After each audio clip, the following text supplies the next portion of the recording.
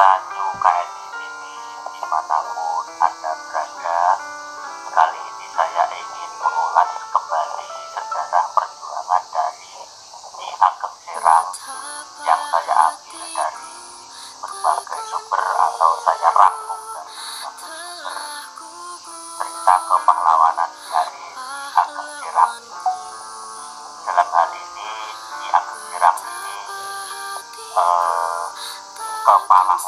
kepahlawanannya mewarisi dari ayahandanya, yaitu Notoproyo waktu itu sebagai panglima perang dari Mangkubumi atau Hamengkubuwono pertama. Jadi darah perjuangan, darah kepahlawanannya diwarisi dari ayahandanya Notoproyo, pewaris kemerdekaan yang sudah diperjuangkan oleh Nyi Ageng Sirang. Saya mengangkat topi setinggi-tingginya untuk Nyi Ageng Sirang ini. Betapa tidak, karena sosok Nyi Ageng Sirang ini sosok pahlawan sejati. Di usia sangat tidak sedikit pun berpaling kepada persoalan merdeka dari kaum penjajah. Pahlawan nasional perempuan Nyi Ageng Sirang, simak di channel saya.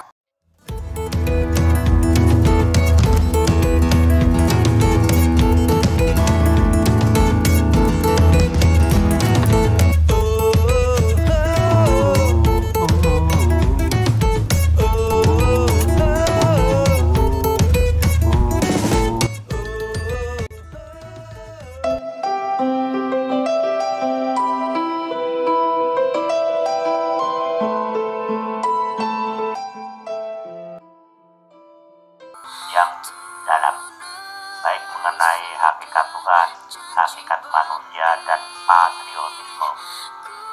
Ajaran Nyi Ageng Sirang mengenai agama, nilai-nilai sosial, dan politik adalah satu kesatuan yang tidak dapat dipisahkan. Nyi Ageng Sirang meyakini bahwa Tuhan memanifestasikan dirinya pada alam semesta, dan hanya manusia pilihanlah yang dapat menyatu dalam rencana dan kehendak Tuhan, yang dapat menggunakan kekuatan dan kekuasaan Tuhan untuk membantu rencananya dalam kehidupannya. Manusia yang terpilih tentu akan memiliki jiwa yang bersih dan kepribadian yang kuat, dan tidak akan tinggal diam membiarkan tanah airnya dijajah oleh kaum penjajah. Perjuangan Nyi Ageng Sirang dalam melawan penjajah Belanda dilakukannya dengan jalan perang gerilya yang disebutnya Benteng Pendem di setiap desa atau daerah yang disinggahinya. Nyi Ageng Sirang selalu memberikan petuah dan wejangan agar masyarakat sadar dan bangkit melawan penjajah. Selain mengajarkan agama Islam dan bagaimana menjadi manusia yang baik, Nyi Ageng Sirang yang bernama asli Raden Ajeng Kustiah Wulaningsih Reno Edi lahir di Serang tahun 1752. Ia adalah anak perempuan dari Pangeran Notoproyo, penguasa wilayah terpencil dari Kerajaan Mataram, tepatnya di Serang. Meskipun merupakan putri bangsawan, ia dikenal dekat dengan rakyat. Setelah dewasa, ia juga tampil sebagai salah satu panglima perang untuk melawan penjajah. Yang sangat menonjol dari perjuangannya adalah kemahirannya dalam rito perang atau siasat perang. Nyi Ageng Sirang mengikuti pelatihan kemiliteran dan siasat perang bersama dengan para prajurit pria. Menurut keyakinannya, selama ada penjajah di bumi pertiwi, maka ia harus siap tempur untuk melawan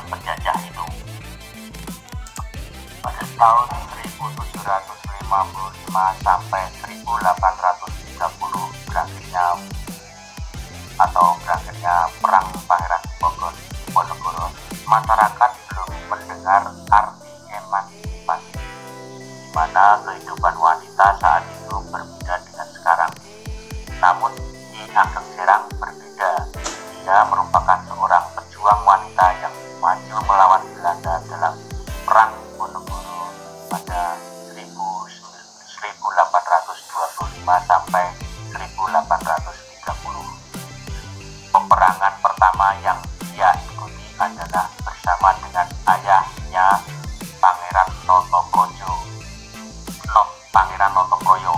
Saat itu Belanda tiba-tiba melakukan penyerbuan terhadap kubu pertahanan Pangeran Notoproyo. Karena usia yang sang ayah sudah lanjut, pemimpin pertahanan Serang diserahkan kepada Nyi Ageng Serang. Saat perlawanan terjadi, saudara laki-lakinya harus gugur. Nyi Ageng Serang kemudian memegang langsung kepemimpinan dan berjuang melawan penjajah Belanda. Namun karena jumlah kekuatan musuh lebih besar, sedangkan rekan seperjuangannya yaitu Pangeran Mangkubumi tidak lagi membantu pasukan Serang, akhirnya pasukan Serang terdesak. Pangeran Mangkubumi mengadakan perdamaian dengan Belanda berdasarkan perjanjian Giyanti pada tanggal 13 Februari 1755. Awalnya Nyi Ageng Serang tidak ingin menyerahkan diri, tetapi ia tetap berhasil ditangkap dan menjadi tawanan Belanda. Bermula dari pertempuran di Serang Pilah, kemudian nama Kustiah menjadi Nyi Ageng Serang. Setelah dibebaskan, Nyi Ageng Serang dikirim ke Yogyakarta. Di sana ia banyak menghabiskan waktunya untuk memperkuat spiritualnya, sampai akhirnya pecah perang Diponegoro. Perang Diponegoro terjadi oleh menguatnya pengaruh Belanda di dalam keraton, sehingga menimbulkan kekacauan. Sejak itu semangat patriotisme Nyi Ageng Serang kembali bangkit. Ia bersama suaminya Kusumawijoyo memihak Pangeran Diponegoro. Mereka melancarkan perlawanan terhadap Belanda. Suaminya pun gugur dalam pertempuran itu. Mengetahui hal ini, Nyi Ageng Serang merasa tertekan. Ia pun melatih cucu laki-lakinya dalam keterampilan serta siasat dan taktik keprajuritan. Kemudian Nyi Ageng Serang bersama cucunya kembali bergabung dalam pertempuran dengan pasukan Pangeran Diponegoro. Nyi Ageng Serang yang saat itu sudah berusia 73 tahun diangkat oleh Pangeran Diponegoro menjadi penasihat. Namun hal ini tidak bisa menahannya. Ia selalu berada di tengah para prajurit di garis depan. Berkat petunjuk serta nasihat dari Nyi Ageng Serang, Belanda berhasil diporak-porandakan. Nyi Ageng Serang lahir dengan nama asli Raden Ajeng Kustiah Wulaningsih Reto Edi. Beliau adalah putri dari Pangeran Notoproyo yang tak lain adalah seorang penguasa daerah Serang, Jawa Tengah. Selain penguasa, Pangeran Notoproyo juga merupakan seorang panglima perang Sultan Hamengkubuwono pertama. Wanita kelahiran Serang tersebut juga merupakan salah satu keturunan dari Sunan Kalijogo. Beliau juga mempunyai seorang cucu yang kelak akan menjadi seorang pahlawan, yakni R.M. Suwardi Suryaningrat atau yang lebih dikenal dengan nama Ki Hajar Dewantoro. Pada awal perang Diponegoro pada tahun 1825, Nyi Ageng Serang yang berusia 73 tahun memimpin pasukan dengan tandu untuk membantu Pangeran Diponegoro melawan penjajah Belanda.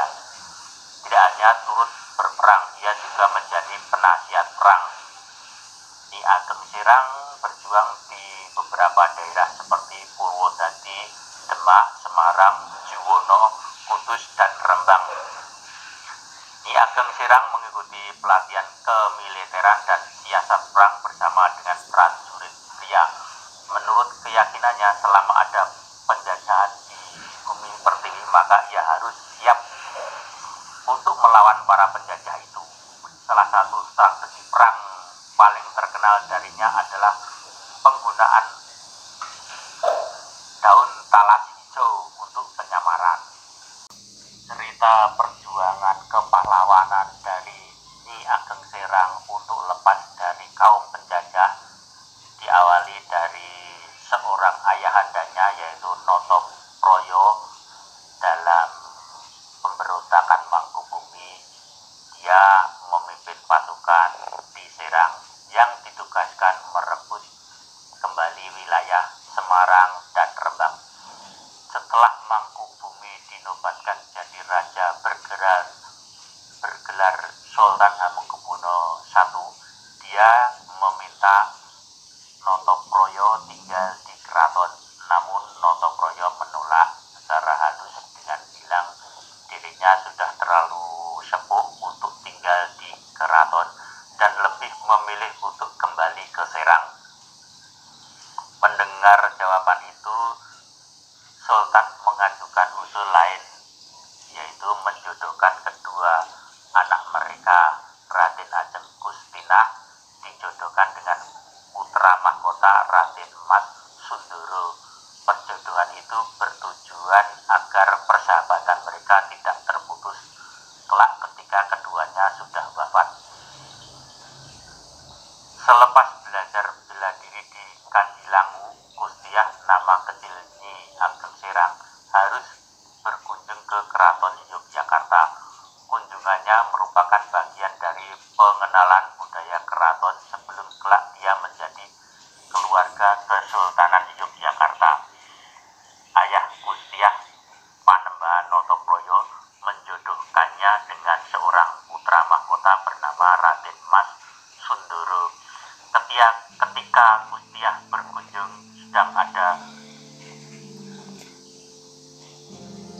Ketika Kustiah berkunjung sedang ada penyusunan naskah babat Yanti, sehingga dibangunlah perpustakaan. Kustiah sering mampir ke perpustakaan itu untuk membaca buku-buku sejarah, agama, dan kebudayaan Jawa. Di perpustakaan itu pula Kustiah dan Raden Mas Sundoro sering membaca dan mendiskusikan isi buku bersama. Dari pertemuan rutin dan obrolan menyenangkan itu, Raden Mas Sundoro yang kelak bergelar Hamengkubuwono II jatuh hati pada Kustiah yang masih setia. Namun Kustiah justru punya pikiran berbeda. Betapa terbatasnya hidup di keraton. Di sisi lain, Kustiah masih ingin belajar banyak hal seperti meningkatkan kemampuan bela diri atau memperdalam dalam peperangan. Setelah Sultan Hamengkubuwono pertama wafat, kerabat keraton mendesak agar pernikahan Kustiah dan Sundoro segera dilaksanakan. Kustiah mengiyakan ajakan Sundoro untuk menikah, namun dia mengajukan syarat mereka tidak harus tinggal bersama.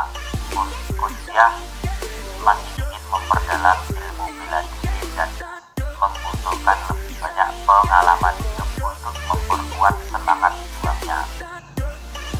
Kustiah meyakinkan calon suaminya untuk memenuhi keinginan itu. Raden Mas Sundoro atau Sultan Hamengkubuwono II menyepakati syarat Kustiah meskipun tadinya suami istri tidak tinggal bersama adalah hal yang lucu dan janggal. Menjelang hari pernikahan, Kustiah kembali mengajukan syarat. Upacara pernikahan cukup secara simbolis saja. Sultan Hamengkubuwono II menerima syarat itu. Mereka pun menikah, namun nama Kustiah berubah menjadi Raden Ajeng Kustiah Wulaningsih Retno Edi dan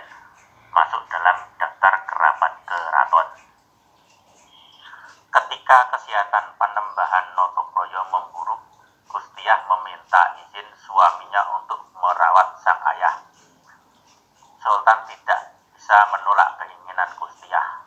Selama kepergian Kustiah, Sultan menyadari bahwa mereka tidak cocok menjadi suami istri. Sultan akhirnya memberi kebebasan pada Kustiah untuk memilih jodohnya sendiri. Pada tahun 1787 mereka bercerai.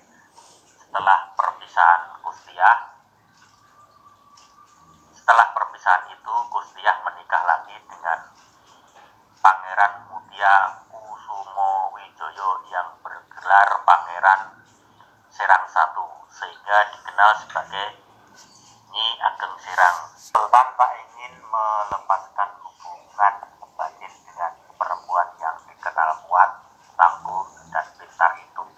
Mereka akhirnya menjadi besan ketika Kustina, anak Nyi Ageng Serang, menikah dengan Pangeran Arya Adipati Mangku Diningrat, anak Sultan Hamengkubuwono II. Nyi Ageng Serang dan putranya Pangeran Serang II memimpin 500 pasukan di kawasan Serang, Demak melawan Belanda pada Perang Jawa, Perang Diponegoro.